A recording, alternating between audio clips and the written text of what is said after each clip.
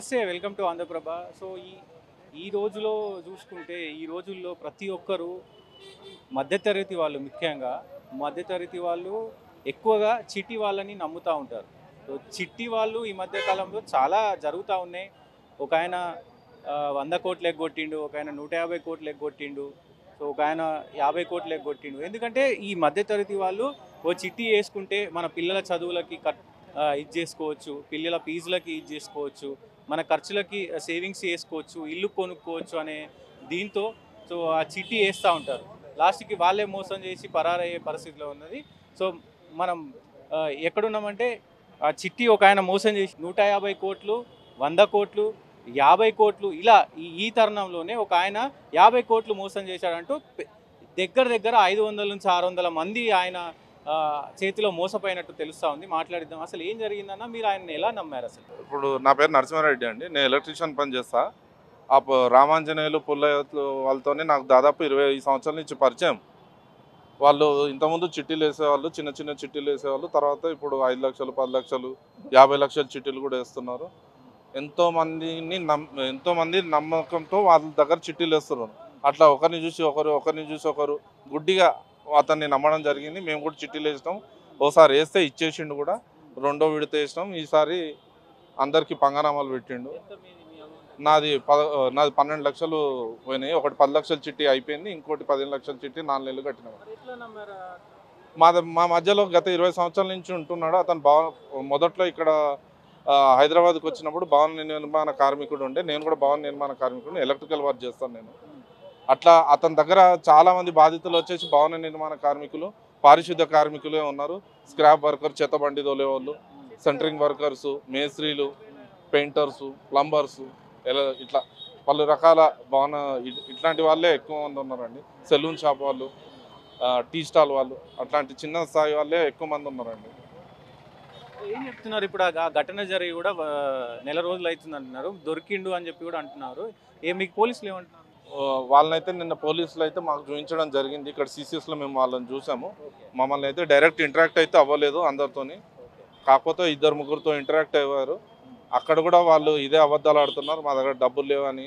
వాళ్ళ దగ్గర ఏవైతే అసెట్స్ ఉన్నాయో ఆ అసెట్స్ వేరే వాళ్ళ మీదకి ట్రాన్స్ఫర్ చేసేసారు. ఊర్లో ఉన్న అసెట్స్ ఇక్కడ ఏదైతే ఎక్కువ మంది, ఇక్కడ హైదరాబాద్లో ఏదైతే బల్కంపేటలో ఇల్లు ఉందో ఆ ఒక్క ఇల్లే ఉంది. ఆ ఇల్లు 10 కోట్ల విలువ చేస్తుంది, మాకు 7 కోట్లు వచ్చేది ఉంది. మేము అట్లా జనాలకు 24 కోట్లు ఇచ్చే ఉంది. ఇట్లా పలు రకాలుగా చెప్పడం జరిగింది మా వాళ్ళతో. నేను వినలేదు, మా వాళ్ళతో చెప్పడం జరిగింది. ఆ ఇల్లు 10 కోట్లు అమ్ముకోండి, 10 కోట్లు వస్తాయి అంటారు. యాక్చువల్ ఆ ఇల్లు విలువ కూడా 3 కోట్ల కంటే ఎక్కువ విలువ చేయదు.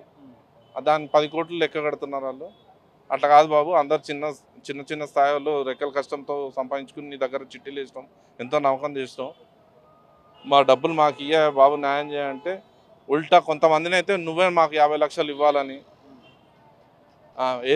వేసుకోండి, కోట్ల కేసు వేసుకోండి, ఎన్ని సంవత్సరాలు తిరుగుతాను నేను తిరుగుతా, ఇట్లా అహంకారపూరితంగా సమాధానాలు చెప్తున్నాడు పోలీసుల ముందే మా వాళ్ళతో. అదండి. మీ ఎంత? మీ ఎంత? 6 లక్షలు సార్. 6 లక్షలు. 6 లక్షలు కూడా 2 ఇచ్చినాడు. 20 ఏళ్ళ నుంచి పరిచయం మాకు. చిన్నప్పటి నుంచి పరిచయం అయ్యి అట్లా నమ్మినాము. ఇంట్రెస్ట్గా ఇచ్చినాడు 2 రూపాయలు లాగా ఇస్తారు. రేపు నెల ఇస్తున్నాడు. అసలు మాట్లాడడానికి ఇయ్యలే, అసలు మాట్లాడడానికి ఇయ్యలే. మన సెంట్రల్ జైలుకు, చెల్లపల్లి జైలుకు తీసుకెళ్ళిపోయారు. మళ్ళీ రేపు రండి, మేము ఏమన్నా అని తీసుకోనండి, మేము పైకి అప్పచెప్తామన్నారు. మరి వాళ్ళు సార్ వాళ్ళు తీసుకుంటే ఇవి ఇచ్చేసి వెళ్ళిపోవాలి అంతే. పేపర్లు ఏంటివి ఇవి? మా పేపర్లు వచ్చేసి చిట్టీలు సార్ ఇవి. మేము అట్లా మేము కట్టిన చిట్టీలు ఇవి. ఇట్లా ఇవి వారం చిట్టీలు సార్ ఇవి. వారం చిట్టీలు అంటే ఈ రకంగా కట్టేసినాం అన్నట్టు. ఇవన్నీ నెల చిట్టీలు, ఒక్కొక్క దానికి ఒక్కొక్క లెక్క ఉంటుంది సార్. అది నావి 15 lakhs సార్. 15 లక్షలు అంతే సార్. ఇగో నా పేరు హనుమంతు. 3 లక్షల చిట్టి. ప్రతి వారం అంతంత నేను పే చేస్తూనే ఉన్నా అమౌంట్. అట్లా పే చేసుకుంటా నీట్గా ఫైనల్కి వచ్చేసింది. ఇంకొక 4 బ్యాలెన్స్ ఉన్నాయి, అవి కట్టేస్తే క్లియర్ పైసలు పేమెంట్ చేయాలి. అవి 15 లక్షలు అట్లా అన్నీ ఉన్నాయి.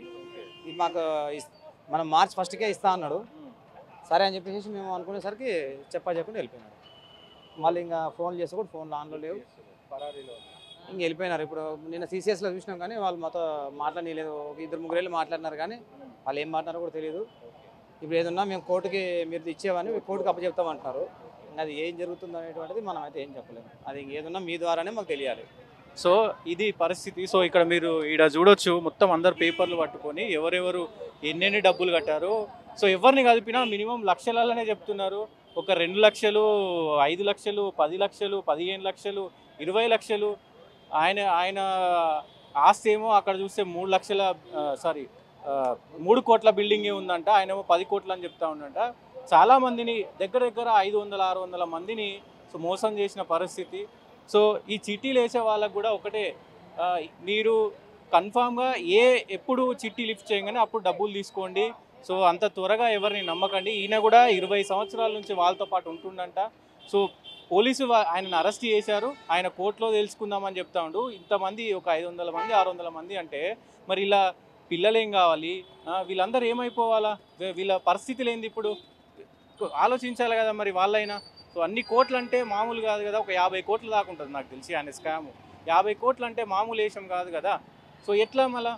సో వీళ్ళకి న్యాయం జరగాల. పోలీసులు దీనికి 100% సొల్యూషన్ అనేది వెతికి వీళ్ళ తరపున పోలీసులు నిలబడవలసిందిగా విజ్ఞప్తి చేస్తూ ఉన్నారు. సో కెమెరామెన్ సతీష్తో SK, ఆంధ్రప్రభ.